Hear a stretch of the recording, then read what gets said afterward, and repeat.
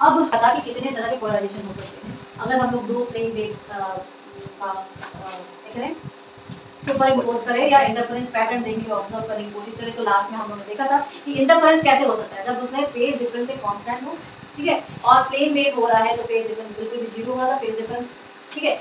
और साथ ही साथ हम लोग ये भी देख रहे थे कि फेज डिफरेंस पाई, 2 पाई, 3 पाई, 4 पाई ऐसे आ रहा है। एक में हम देख रहे हैं कि पाई बाई 2 के मल्टीपल्स में आ रहे हैं, ठीक है। So all this your what are the conditions. अब पोलराइजेशन पोलराइज्ड होने चाहिए दोनों, ठीक है, सेम सोर्स से होने चाहिए। So all this are the very requirement for your interference, and we are interfering whom? We are interfering to EMW plane waves. Okay, तो हम लोग जब resultant polarized wave देख रहे हैं, तो how many times they are existing polarized waves? कितने तरह के resultant होते हैं? या तो हम प्लेन पोलराइज देखेंगे, या तो हम सर्कुलरली पोलराइज देखेंगे, और या तो हम इलेक्ट्रिकल पोलराइज देखेंगे। अब आप मुझे बताओ कि सबसे कॉमन तरीका पता है कौन सा है, जब सबसे ज्यादा मैक्सिमम वेव्स हमें मिलते हैं, दिखाई देते हैं, वो होते हैं electrical. It is a very general, very common, ये दोनों थोड़े स्पेसिफाइड हो जाते हैं, क्लियर। लेकिन सबसे इजी तरीका किसी वेव को एनालाइज करने का होता है, वो कौन सा होता है? प्लेन वेव्स ही होते हैं, ठीक। चलो ये आप जानना होगा। अब हम लोग देखो डिफरेंट E1 E2 का समराइजेशन कर रहे हैं। तो मान लो मेरे पास E1 प्लस E2 कोई वेव है, तो फिर हमने इसको इंटरफेयर किया, सुपर इम्पोज किया, और उसकी वैल्यू जो आई है वो हमारी E0 x plus e to the power i5 y, और यहाँ पर हमारा वो फेज बना आ गया i k z minus omega t, ठीक है। ये मान लो कोई रिजल्टेंट वेव फॉर एग्जांपल हमें मिला है, फॉर एग्जांपल रिजल्टेंट वेव मिला है। अब मुझे बताइए यहाँ पर कि इसका एनालाइज जब हम कर रहे हैं, तो क्या एनालाइज पे हम क्या देख रहे हैं? एनालाइज करने पर हम क्या देख रहे हैं बताइए? एनालाइज करने पर हम ये देखेंगे कि एक तो ये क्या है, ये तुम्हारा x है, तो ये तो नॉर्मल क्या हो जाएगा? E naught e to the power, अगर मैं इसको तोड़ रही हूँ, I am just modulating it, मतलब हम लोग तोड़ रहे हैं, तो e to the power i k z minus omega t आ जा रहा है, और दूसरा वाला क्या आ जा रहा है? E naught e to the power i five e to the power i k z minus omega t, और वाई डायरेक्शन में, और ये एक्स डायरेक्शन में। पहली बात, ठीक है, ये तो दो चीज हो गई। लेकिन देखिए इसमें इनका क्या है? फेज पार्ट सेम है, फेज पार्ट सेम है, बताना मुझे, क्योंकि दोनों ई to the power i k Z direction में प्रोपगेशन है। लेकिन हम यहाँ पर ये कहेंगे कि ये इन दोनों का क्या है? इन दोनों के पास आपका जो मैग्नीट्यूड है, मैग्नीट्यूड सेम है। लेकिन जब हम यहाँ पर फेज पार्ट सेम बोलेंगे कि सेम नहीं बोलेंगे, ये मुझे बताओ, ठीक है, ये मुझे बताओ। साथ ही साथ मैं ये कहूँगी कि यहाँ पर एक फैक्टर आ रहा है हमारा i five, e to the power i five एक फैक्टर है, ठीक है। इस फैक्टर की वजह से ही सारे बचे। तो five is equal to 0 put कर दूँ तो इस क्वेश्चन में, अगर इस पार्ट में मैं five is equal to 0 put करूँ तो क्या होगा? E to the power i 0 हो जाएगा, यानी कि 1 हो जाएगा, तो x प्लस वाई हो जाएगा हमारे पास, और हमारे पास क्या मिल जाएगा? एक प्लेन वेव मिल जाएगा, ठीक है। तो अगर मैं if we put phi is equal to 0, phi is equal to 0, तो हमारे पास क्या मिल जाएगा? I e to the power I phi is equal to e to the power 0 is equal to 1 हो गया। तो रिजल्टेंट जो ई वेव जो रिजल्टेंट हमारी है वो क्या हो जाएगी? ई नॉट हो जाएगी, और x प्लस वाई हो जाएगी, और यहाँ पे e to the power I k z minus omega t हो जाएगा। तो ये क्या दे रहा है? एक प्लेन वेव दे रहा है, प्लेन पोलराइज्ड वेव। पास वेव क्या है? e to the power ई वाला जो रिजल्टेंट है वो हमारा e naught e to the power i five plus हो जा रहा था, तो एक काम करते हैं, x plus i to the power i five y, और यहाँ पर e to the power i k z minus omega t, ठीक है।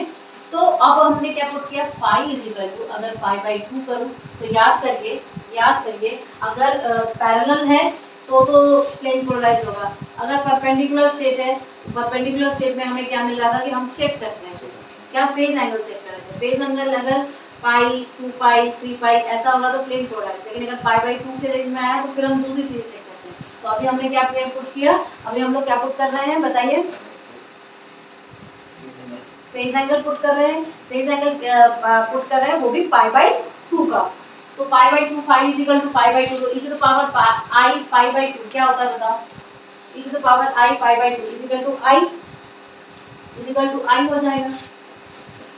अब इसमें क्या आ जाएगा? तो ई हमारा क्या आ जाएगा? E naught x plus i y, ठीक है, और e to the power i k z minus omega t, ठीक है। अब e to the power i y क्या कह रहा है कि फेज एंगल जो है वो हमारा आई है, यानी कि इट इज पाई बाई 2। तो यानी कि हमारे पास क्या आना चाहिए, देखिए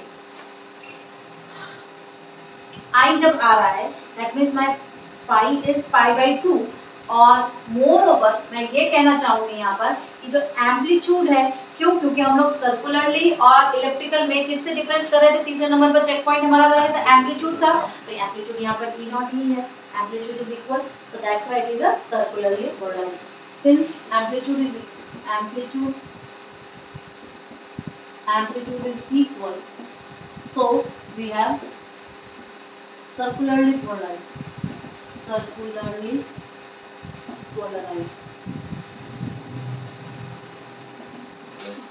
ठीक है। तो इसमें हमें दूसरा चेक पॉइंट हमारा क्या था कि हम जब देख लेंगे पाई बाई 2 में तो फिर हम लोग क्या करेंगे, एम्पलीट्यूड देखेंगे, राइट। तो एम्पलीट्यूड जब हमें इक्वल देगा तो हमें डायरेक्टली कह देंगे सर्कुलरली पोलराइज्ड। अब आप पुट करिए pi is equal to pi by 4। देखो मैंने क्यों pi is equal to pi by 4 क्यों किया था कि जब हम अपने जो चेक पॉइंट्स देख रहे थे, फेज एंगल का चेक पॉइंट्स, तो हम बोल रहे थे कि पाई जो फेज डिफरेंस है, फेज एंगल है आपका, सॉरी जो फेज एंगल है वो क्या होगा, या तो 0 होगा, पाई होगा, 2 पाई होगा, 3 पाई होगा। तो इसमें सबसे पहले वाला मैंने क्या पुट करवा दिया था, पाई 0 पुट करवा दिया था।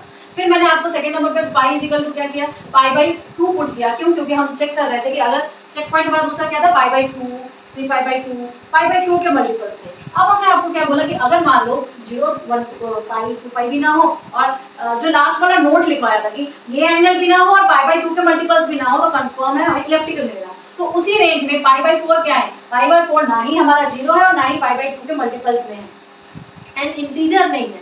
अगर 1/2 रखे तो मेरा पाई बाई 4 हो जाएगा, बट इंटीजर नहीं है 1/2, right. So what I am writing here, pi by 4। अब हमारे पास इसमें पाई बाई 4 लिखा है, तो e to the power i pi is equal to e to the power i pi by 4। बताइए क्या होगा, cos 5 प्लस आई sin 5, ठीक है, ये इसका एक्सपेंशन हुआ, तो cos 5 की जगह cos pi by 4 plus I times of sin pi by 4, क्या होगा बताओ, 1/√2 प्लस आई इंटू 1/√2। तो यहाँ पे 1/√2 अगर कॉमन ले ले तो 1 प्लस आई हो जाएगा, 1 प्लस आई हो जाएगा। तो क्या हम इसमें अपना वही पुट करो, और pi is equal to pi by 4, pi by 4। So हम क्या लिखेंगे कि ई नॉट एक्स प्लस ये तुम्हारा ये वाला पार्ट क्या 1/√2 1 प्लस आई वाला part y times e to the power i times of kz minus omega T.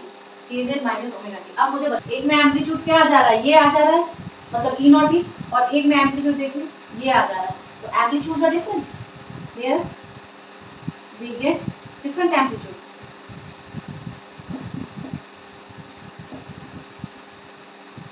तो डायरेक्टली यही कह रहा है, मैं चीख के बोल रहा है, मैं इलेक्ट्रिकली पोलराइज्ड हूँ,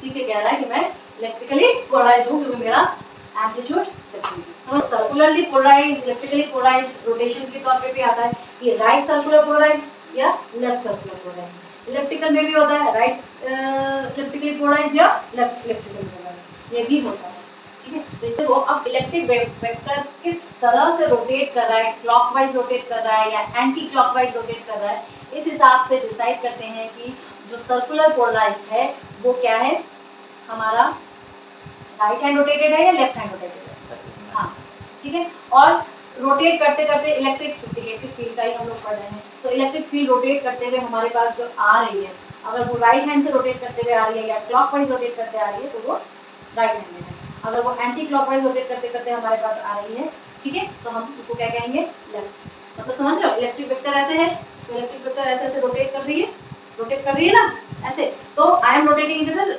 clockwise, I am rotating in the clockwise, तो ये क्या है, right hand rotation, clockwise right है, ठीक है। और यही अगर मैं एंटी क्लॉकवाइज रोटेट करते करते इलेक्ट्रिक फील्ड आ रही है मेरे पास, ठीक है, तो what I am saying is it is a left circularly polarized, left circularly polarized right, right circularly polarized right, clear है। सर्कुलरली पोलराइज्ड लाइट या पोलराइज्ड EMW वेव, और दूसरा हम बोलेंगे कि इलेक्ट्रिकली पोलराइज्ड लाइट या EM वेव। ठीक है, अब ये दोनों ही क्या होंगे, दोनों ही होंगे आपके राइट सर्कुलर पोलराइज्ड EMW और लेफ्ट सर्कुलरली पोलराइज्ड EMW। ठीक है, इसमें भी दो ही होंगे आपके right circularly right electrically polarized EMW और इसमें भी होंगे लेफ्ट इलेक्ट्रिकली पोलराइज्ड EMW। ठीक है, अब मैंने इसमें क्या बोला, राइट में मैं बोलूंगी कि जो इलेक्ट्रिक फील्ड वेक्टर है, इलेक्ट्रिक फील्ड वेक्टर है, ये इलेक्ट्रिक फील्ड जो है ये क्लॉकवाइज रोटेट कर रही है, क्लॉकवाइज रोटेट कर रही है, और साथ ही साथ मैं ये कहूंगी कि हमारे पास रोटेट करते हुए आ रही है कमिंग एज। ठीक है, तो हम इसको क्या कहेंगे, राइट, और ऑपोजिट वाला क्या हो जाएगा, electric field vector, electric field vector अगर तुम्हारा एंटी क्लॉकवाइज रोटेट करते हुए कमिंग एज लिखा है, रोटेट। ठीक है, तो क्या हो जाएगा, ये लेफ्ट सर्कुलरली पोलराइज्ड और राइट सर्कुलरली। इसको हम लोग एंगुलर मोमेंटम के आधार पर भी डिवाइड करते हैं, बट अभी सिर्फ रोटेशन राइट सर्कुलरली पोलराइज्ड और लेफ्ट सर्कुलरली पोलराइज्ड। बस हाँ, बस एक चीज में राइट सर्कुलरली में क्या करना है कि राइट सर्कुलर जो इलेक्ट्रिक वेक्टर है वो प्रोपगेट होके मेरे पास आ रहा है, बस वो डायरेक्ट नहीं आ रहा है, वो नाचते नाचते आ रहा है, और वो क्लॉकवाइज ऐसे ऐसे नाचते नाचते मेरे पास आ रहा है। तो अगर वो क्लॉकवाइज नाचते नाचते आ रहा है तो राइट हैंड सर्कुलर पोलराइज्ड, और अगर वही एंटी क्लॉकवाइज नाचते नाचते मेरे पास इलेक्ट्रिक फील्ड वेक्टर आ रही है तो वो लेफ्ट सर्कुलर।